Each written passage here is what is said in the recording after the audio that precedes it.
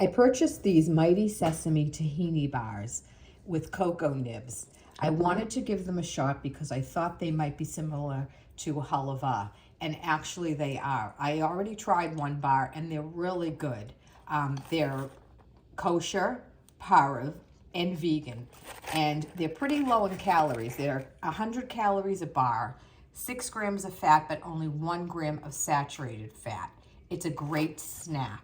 And I'm gonna open one up and show you what they look like. As you can see in the box, there are 6 in here. Full disclosure, I already ate one, and it was really good. So this is what the individual bars look like. So when you open them up, you can see it kind of looks like tahini and halava.